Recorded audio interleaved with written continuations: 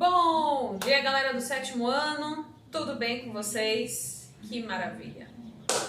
Galerinha, nós aí hoje vamos finalizar, finalizamos a aula passada o livro 1. Deixa eu pegar aqui o meu livro 1.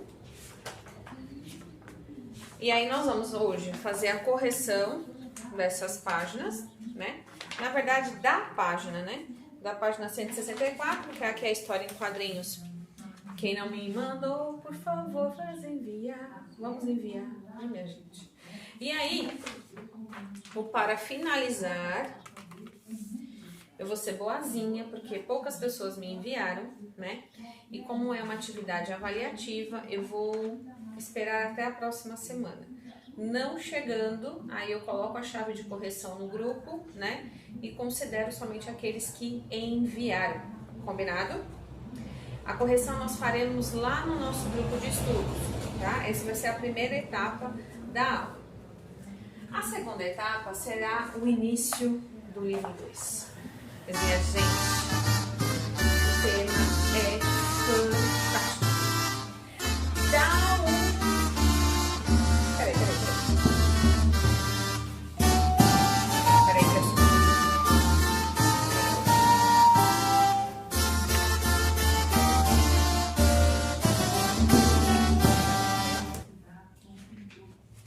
Renascimento.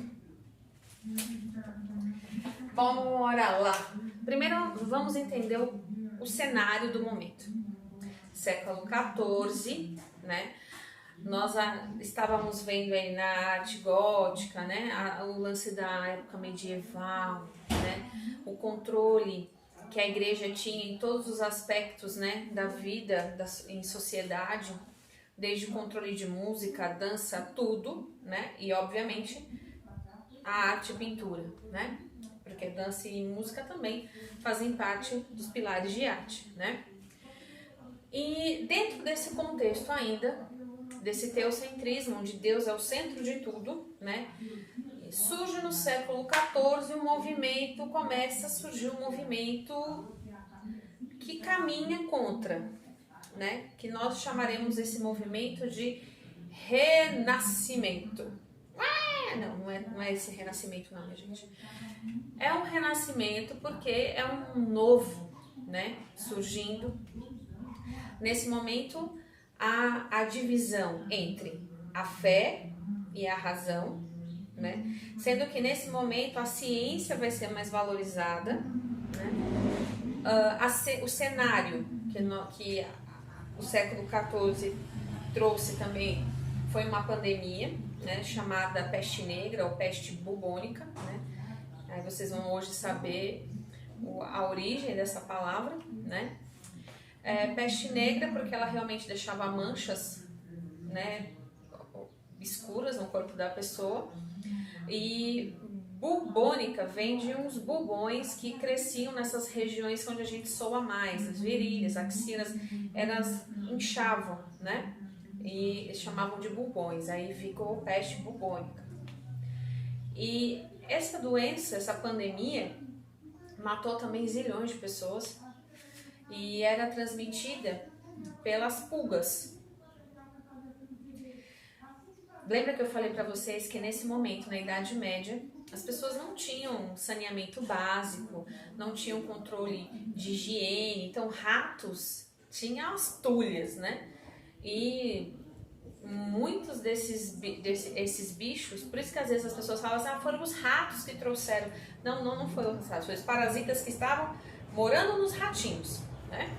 Que trouxeram a falta de higiene, a falta de cuidados mesmo, né? A pessoa fazia xixi, o número 2 e jogava na calçada de casa, né? E não dá, né? Então, era uma situação bem difícil, a questão de higiene na época.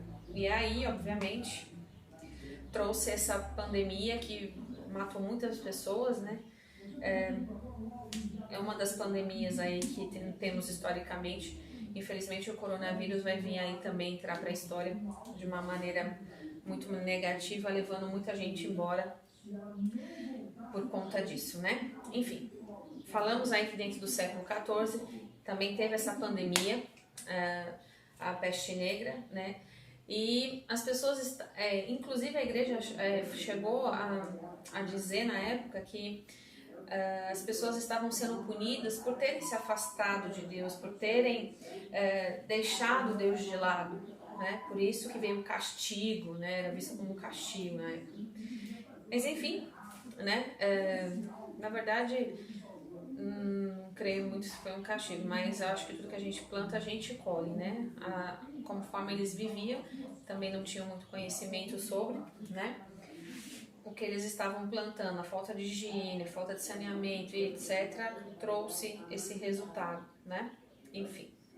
Mas aí, dentro desse cenário de morte, desse cenário pesado, controle dominante aí da fé, mas não era uma fé voluntária, era uma fé obrigada, era uma coisa controlada, migrada, né? Surge esse movimento renascentista e um desses, que eu amo muito, Leonardo da Vinci. Leonardo da Vinci, minha gente, eu vou até colocar um videozinho para vocês depois, de complemento. Ele era filho bastardo. O que é um filho bastardo? Na época, né? A mãe dele, uma camponesa, teve filho com um senhor, né? E esse senhor era casado, enfim, era um relacionamento extraconjugal e nasceu Da Vinci, que não tinha nenhum sobrenome do pai. Depois que coloca... Da Vinci, na verdade, era o local que ele nasceu, a cidadezinha que ele nasceu lá na Itália. E Da Vinci, ele sempre foi muito talentoso. E uma dessas, a mãe dele se casou e o pai também, mas ele acabou indo morar com o pai, porque naquela época quem tinha dinheiro era quem tinha o controle, né? E Da Vinci foi morar com o pai e ele, percebendo que o menino desenhava, mostrou para um professor, o professor gostou muito e levou Da Vinci para pintar no estúdio dele. O resultado é que Da Vinci superou o professor. E dali em diante, Da Vinci só cresceu no âmbito da sua obra, né? Mas ele é um artista, eu acho que eu não conheço na história da arte nenhum artista tão completo quanto Da Vinci. Porque Da Vinci era pintor, ele era arquiteto, ele era engenheiro, ele era biólogo, ele era... eu até, se hoje na medicina se vale ainda de estudos que ele teve, né, da anatomia humana, eu considero Da Vinci até médico. Enfim, ele era um artista completo. Ele não era bom em apenas uma área, ele era bom em muitas áreas. E uma das quais ele ficou muito conhecido foram as invenções, né? Da Vinci inventou a bicicleta, inventou as primeiras máquinas de voar. Ele era um homem muito criativo, eu acho que o cérebro dele até fervia. Um artista do renascentismo, totalmente voltado para a ciência, totalmente voltado para a razão, tá? Esse é o momento renascentista. Saiam do caminho da fé, né? E vou agora para a ciência, a razão é que vai ser valorizada, tá? E é isso que está dizendo aqui pra gente, logo no início do nosso capítulo de hoje, né? Que vocês farão a leitura também, eu estou dando uma explicação, mas vocês vão ler e vocês vão entender ainda melhor o que eu estou querendo dizer. Aí, com todas essas mudanças, a arte, a pintura também sofreu mudanças. Por quê?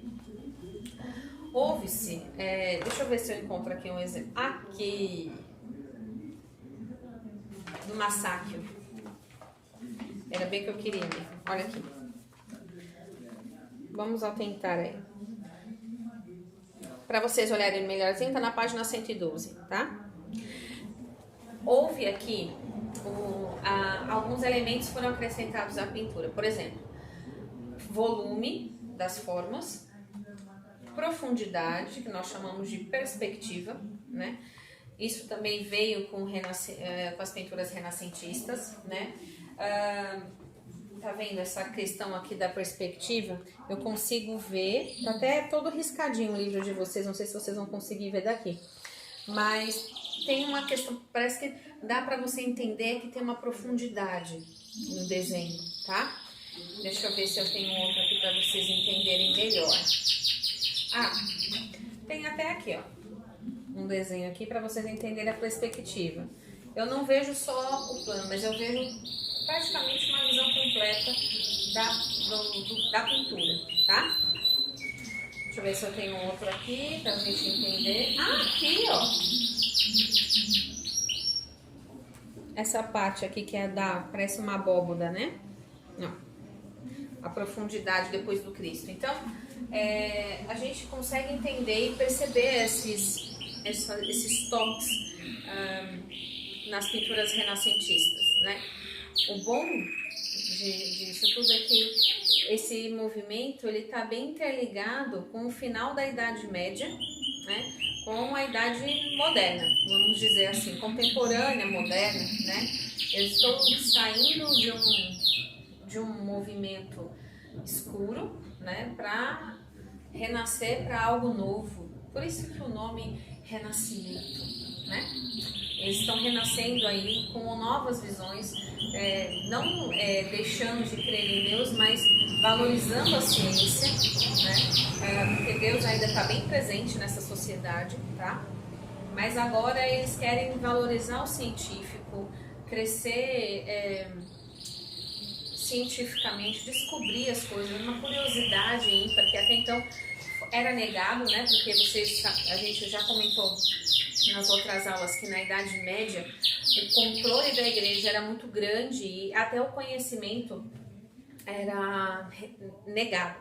Tem um filme chamado Em Nome da Rosa, que os livros eram guardados dentro dos monastérios e nesse filme as páginas dos livros foram envenenadas. Então, aquele que quisesse ler o livro e começasse a fazer esse movimento, né, de folhear o livro, automaticamente ele ia se envenenando e quando ele terminasse de folhear algumas páginas ele já estava morto. Inclusive, esse filme é antigo, mas é ótimo para a gente entender a Idade Média, né, o controle da igreja, enfim. Apesar que vocês assistiram também o Corcunda de Notre Dame, também ficou muito evidente o controle, né, na época que a igreja tinha sobre as pessoas e sobre o conhecimento também. Então, como foi algo muito negado no período da Idade Média, né, vulgo Idade das Trevas,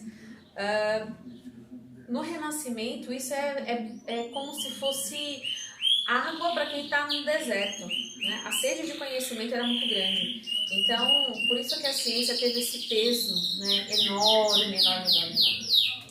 Mas eu não poderia, né, deixar de colocar aqui para vocês algumas imagens aí também sobre as invenções de Da Vinci, sobre os estudos de anatomia, né, de Da Vinci. Foi um dos primeiros a estudar o interior do corpo humano.